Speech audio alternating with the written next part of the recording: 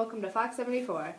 Today's topic is the Great Depression. The Great Depression didn't just happen overnight. There were many factors leading up to it, including a crash in the stock market, uneven distribution of products, the decline in international trade, and the Dust Bowl. I have three guests with me today that were involved in the Great Depression firsthand. Let's start out by bringing President Hoover, who was in office during the Great Depression. Hello, Susan. Thank you for having me. No problem. So can you start off by telling me how the Depression started? Well, you see, when I was first elected as president, our country had huge expectations. I drew an image of a striving country that was debt-free and smooth sailing, which is a big reason people voted for me. Unfortunately, I let everyone down. How did you let them down? Well, it all started with the stock market crash. The stock market is a system for buying and selling shares for companies. It was really popular to invest a lot of money in the 20s, so over 10% of population were doing it. After everyone had invested a lot of money, businesses started making less and less profit, so people weren't getting their money back. When did the market officially crash? October 29th is the official day, also known as Black Tuesday. Stocks had lost about $15 billion. Well, thank you for joining and talking about the beginning of the Great Depression, President. It was an honor to have you. Anytime, Jay. Next, we'll bring out a victim of the Depression herself, Linda Wills. Hello, Susan. Thank you for having me. Thanks for joining. So why don't you just tell the audience your life story and your experiences with the Depression? Well, luckily I wasn't affected much by the stock market crash because my family never really invested much money. Unfortunately, my father owned a factory which became bankrupt. It happened to many of the businesses at the time. It was a huge struggle with overproduction because people couldn't afford to buy new products, and foreign trade had a massive decrease.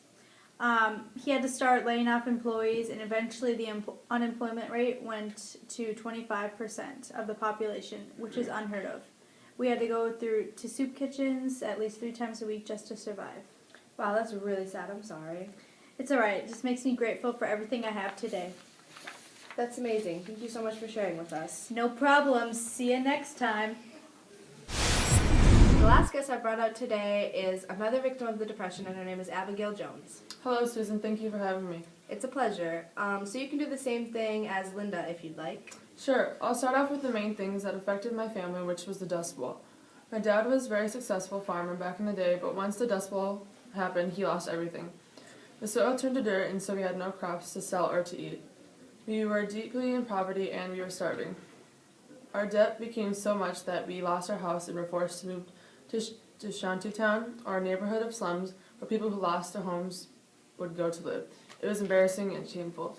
Wow, that's really sad. Did you ever do anything fun in your free time? Yes, if we could scrape up enough money, we would go to see movies and the new upcoming producers like Walt Disney. There are also many artists that were blooming because of the inspiration from all the homeless people. Sometimes we would go see them too. That sounds like a good escape from the harsh living conditions you went through. It really was. Well, it was great having both you and Linda be so positive about such a negative situation. Thanks for joining me. Anytime. After talking to these three wonderful sources, I can conclude that the Depression began with a crash in the stock market, but the main cause was really an uneven distribution of income throughout industries.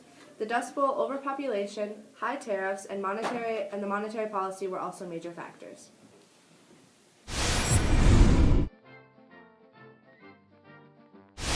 The government tried to fix the economy during the Great Depression.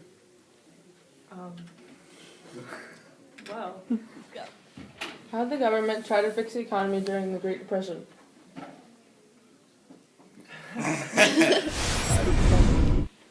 Well, my cousin's friend's brother, Tyrone, told my uncle's cousin, Jim, that Hoover did something with a town, and that's all I know. Try to fix the economy during the Great Depression.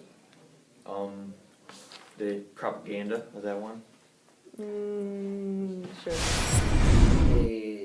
The government tried to revise the stock market. Yeah. USA. Those were all great answers, but this is what I came up with. The question was, how did the government try to fix the economy during the Great Depression? As the Depression became worse, calls grew for increased federal intervention and spending. Hoover refused to involve the federal government in forcing fixed prices, controlling businesses, or manipulating currency. He felt there were steps towards socialism. Hoover gave direct aid to banks and public work projects but refused to use federal money to citizens. He focused on volunteerism to raise money. Roosevelt promised Americans a New Deal when he took office. During his first 100 days, he signed a number of groundbreaking laws. The New Deal bills supported direct federal aid and tightened government control over many industries, relief for unemployment and recovery of the economy. Well, that concludes tonight's episode. Thanks for watching.